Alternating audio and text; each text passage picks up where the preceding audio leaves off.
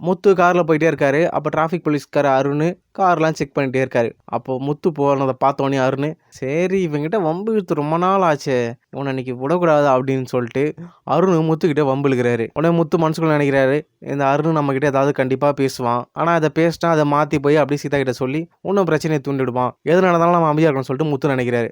ஆனால் அருண் இன்னொரு டிராஃபிக் போலீஸ்காரரை கூட்டு வச்சுக்கிட்டு, அன்னைக்கு நம்ம குழந்தை பத்துக்க முடியாதெல்லாம் ஆம்புலன்ஸ் சொல்லி சுற்றிட்டு இருக்கான்னு சொன்னோம்ல, அது கூட தப்பு தான் இவனை. ஆனால் இப்போ என்ன தப்பு பண்ணுறானுங்க, பத்த அப்பா கூட சோறு போட முடியாமல் வீட்டை விட்டு வெளில தத்திடுறானுங்க. அந்த அளவுக்கு நாடு ஆயிடுச்சு. ச்சே, இவனுங்க ஆம்பளைங்களும் சொல்ல முடியல, ஒரு பையனும் சொல்ல முடியல. இந்த மாதிரி ரவுடிங்கெலாம் பெற்றுட்டா அவங்க எப்படி வீட்டில் இருக்க முடியும்? அவங்க அப்பா வீட்டில் கோச்சிட்டு தான் போக முடியும் அப்படின்ற மாதிரி அருண் முத்தை பயங்கரமாக கோவப்படுத்துறாரு. உடனே முத்து செல்ஃபோன் சும்மா எடுத்து செல்வா கால் பண்ணுற மாதிரி, செல்வா இங்கே குடும்பத்தில் பிரச்சனை பண்ணுறதுக்குனே ஒருத்தனுங்களாம் இருக்கானுங்க. இங்கே நடக்கிறது ஒன்று, ஆனால் அப்படியே வீட்டுக்கு போயிட்டு வேறு மாதிரி சொல்லிடுறானுங்க. அன்னைக்கு எங்கள் வீட்டில் கிருஷ்ணன் ஒரு பையன் இருக்கால, அவன் போனதை நான் தெத்துட்டு போனேன். ஆனால் இப்போ நடுவில் ஒரு போலீஸ் வந்தார். அப்புறம் அவனை பிடிச்சிட்டு தான் பிடிச்சேன், அதுக்கு ப்ரொமோஷன் கடைக்கு போகும்போதுன்னு சொல்லிட்டு வெட்டி பந்தா சொல்லிட்டு இருக்காரு. ஒருத்தனை ஓடி போய் கூட பிடிக்க முடியாமல் இன்னொருத்தன் பிடிச்சி கொடுத்ததை வச்சு தான் பிடிச்சி கொடுத்தேன்னு சொல்லிட்டு பெருமை பீத்திக்கிட்டு ப்ரொமோஷன் வாங்குறாங்க.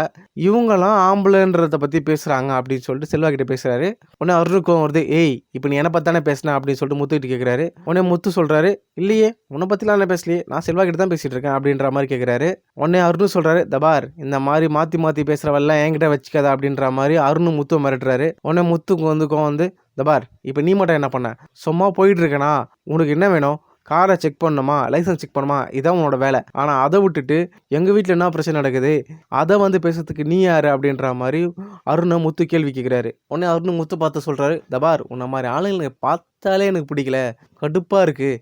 சே, உன்னெல்லாம் யார் ரோட்டில் இந்த மாதிரி வர சொல்கிறேன் இந்த வழியில் அப்படின்ற மாதிரி கேட்குறாரு. உடனே முத்து சொல்கிறாரு, தபார் அன்னைக்கே உன்னை அடிச்சிருக்கணும், எங்கள் அப்பா வந்து தத்துட்டாரு, ஏதோ நீ தப்பிச்சிட்ட. நானும் சீதா வீட்டுக்காரன்னு சொல்லிட்டு ரொம்ப அமைதியாக போயிட்டு இருக்கேன், என் பொறுமைக்கு ஒரு எல்லை இருக்குது அப்படின்ற மாதிரி முத்து மிரட்டுறாரு அருணை. உடனே அருண், ஏய் இல்லை என்னடா பண்ணுவேன், ஏய் உங்கள்கிட்ட பேசுறதுக்கு அருவருப்பாக இருக்குது, சி போ அப்படின்னு சொல்லிட்டு அருண் முத்த சொல்கிறாரு. உடனே கோவத்தோட முத்து வீட்டுக்கு போகிறாரு.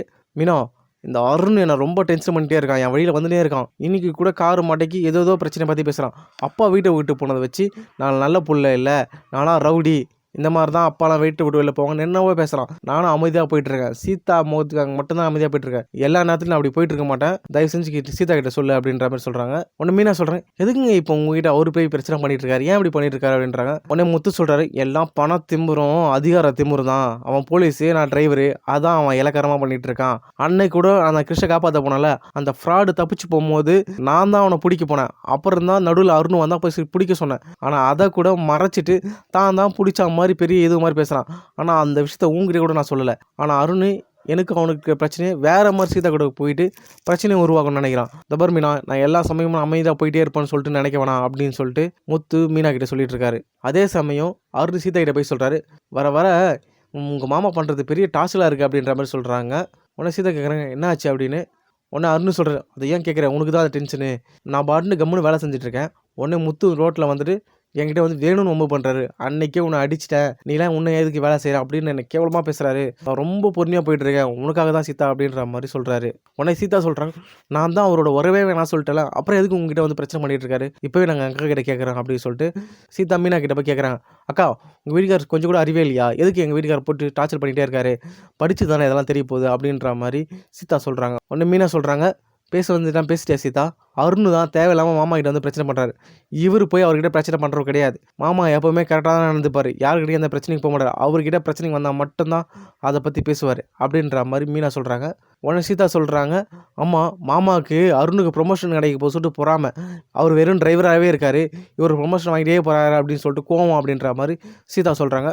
உடனே மீனா சொல்கிறாங்க, வாயை மூடு சீதா, அந்த ப்ரொமோஷன் சொல்கிறியே அதுவே மாமாவால் தான் அருணுக்கு கிடச்சிருக்கு, மாமா தான் அந்த ஃப்ராடை பிடிச்சி அருணுங்கிட்ட கொடுத்துருக்காரு, சரியா, தேவையில்லாமல் நீ பேசாதா அப்படின்ற மாதிரி சொல்கிறாங்க.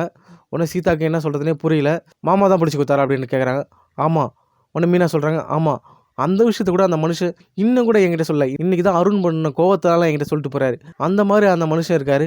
ஆனால் அருண் தேவையில்லாமல் கேவலமாக நடந்துட்டுருக்காரு, படிப்புக்கும் அவர் செய்கிற வேலைக்கும் மரியாதை கெடுத்துக்கிறாரு அப்படின்ற மாதிரி மீனா சொல்கிறாங்க. உடனே சீதா அமைதியாக இருக்காங்க, அருண் தான் எதாவது பண்ணியிருப்பாரா அப்படின்ட்டு. உடனே மீனா சொல்கிறாங்க, சீதா மாமா அருணை கல்யாணம் பண்ணிக்கூடாது எவ்வளவோ சொன்னாரு. ஆனா அத மீறி நான் கல்யாணம் பண்ணி வச்சேன். ஆனா நான் இப்ப ஃபீல் பண்றேன், அருண எதுக்கு உனக்கு கல்யாணம் பண்ணி வச்சேன்னு சொல்லிட்டு. இந்த மாரி மனுஷன் நான் பார்த்ததே இல்ல அப்படின்னு சொல்லிட்டு மீனா கோவத்துல கிளம்பி போயிடுறாங்க. அப்புறம் சீதா வீட்டுக்கு போயிட்டு அருண்கிட்ட கேட்குறாங்க, நீங்க புடிச்சீங்களே குழந்தை கிட்னாப்ன்னு சொல்லிட்டு, அந்த ஆள மாமா தான் புடிச்சு குடுத்தாரா அப்படின்னு கேட்குறாங்க. உடனே அருண் சொல்றாரு, அது வந்து முத்து புடிக்க தான் போனாரு. ஆனா அதுக்கு முன்னாடி நான் தான் புடிச்சேன் அப்படின்ற மாரி அருண் சொல்றாரு. உடனே சீதா கோவப்படுறாங்க. இந்த விஷயத்த ஏன் என்கிட்ட சொல்ல? எங்க அக்கா கிட்ட கேவலமா பேசிட்டு இருக்கா. ச்சே இப்பவும் நீங்க பொய் சொல்றத விடவே இல்லல. ச்சே உங்க கூட நான் வாழறதே வேஸ்ட் அப்படின்னு சொல்லிட்டு சீதா பேக்க தூக்கிட்டு அவங்க அம்மா வீட்டுக்கு கிளம்பி போறாங்க.